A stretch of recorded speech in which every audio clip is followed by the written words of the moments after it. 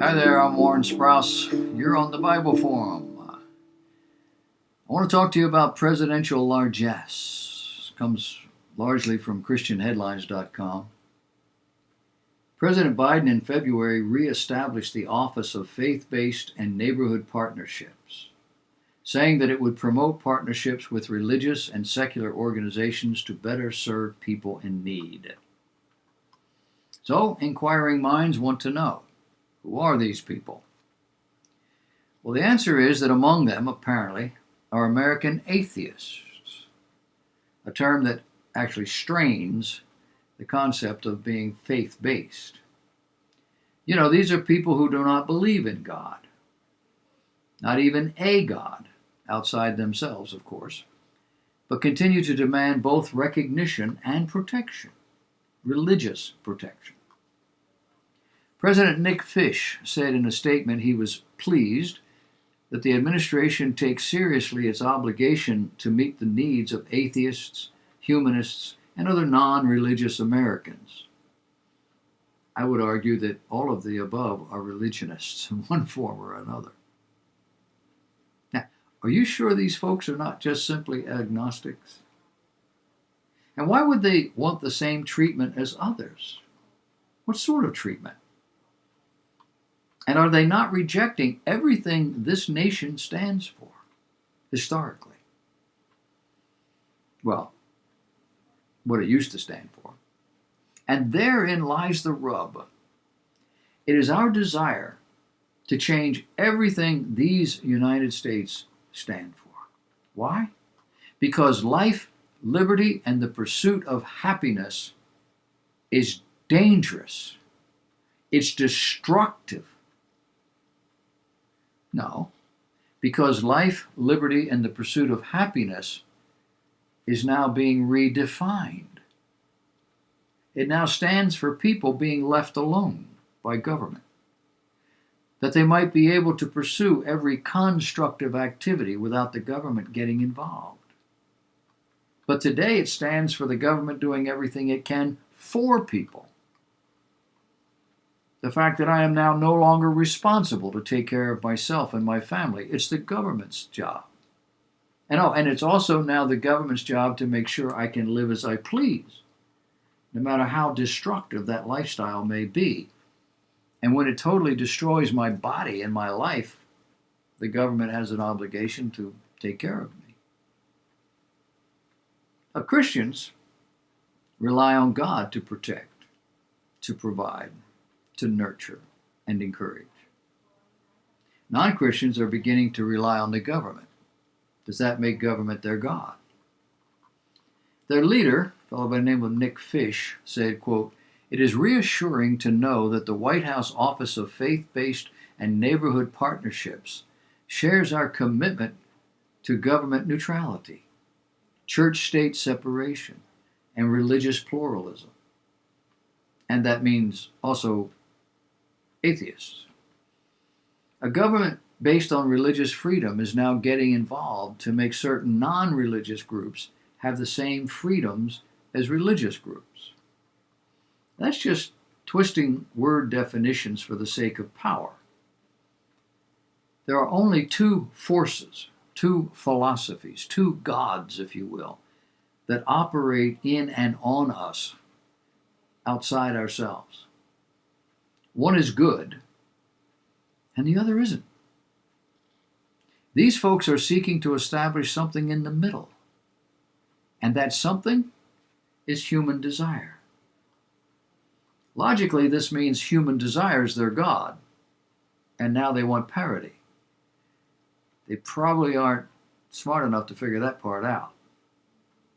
But does that mean their God has the power to govern their lives?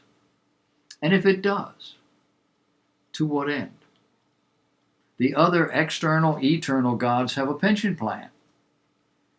What does humanism offer? That's right. Nothing.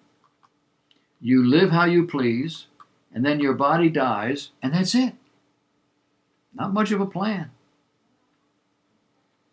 Rogers, in a statement to Religion News Service, said the Office of Faith-Based Neighborhood Partnerships quote, continues to meet with a wide range of faith and community leaders, end of quote. Not all religious groups are faith groups. You do know that, right? Okay. What about anarchists? You know, people who simply want what they want. Fish said American atheists will continue to advocate for more robust protections for Americans seeking services from religious providers to ensure that no one is turned away from a shelter, an adoption, or foster agency, or denied access to any other basic service due to religiously motivated discrimination. Okay. Name an atheist who ever founded, established any of these services. I'll wait.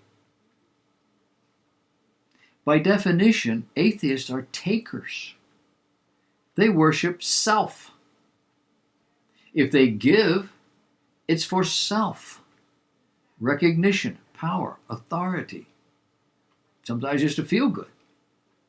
They're not known as philanthropists. How many are there? Worldwide?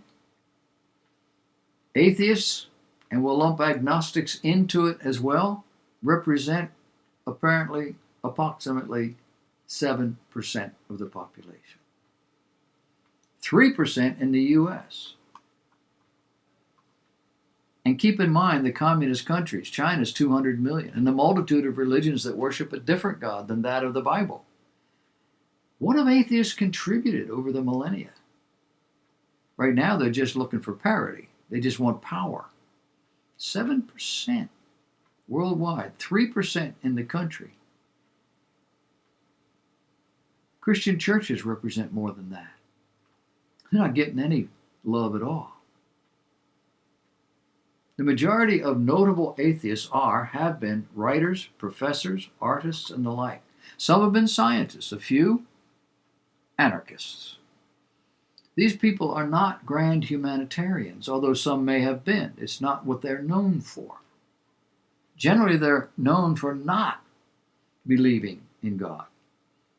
However, if there were actually no God, they would probably have found something else to reject.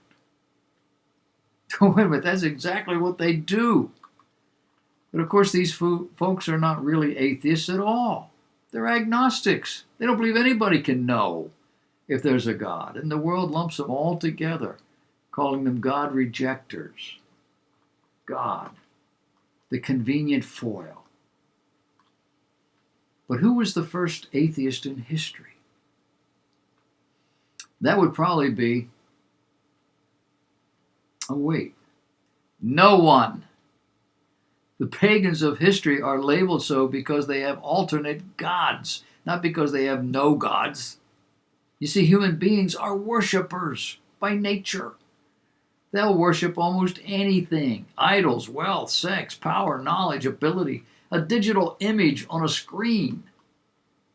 And all they want is parity with those who actually believe in, worship the one true God of heaven, who gives eternal life and who gave them life. Oh, wait. They don't believe in eternal life either. They're simply physical beings that just popped up like a bean sprout out of the dirt, I guess. No hope beyond anything here. Railing against what they do not know and cannot reach. And they're about to have presidential blessing, largesse, and a land founded upon Protestant religious principle. It's just amazing.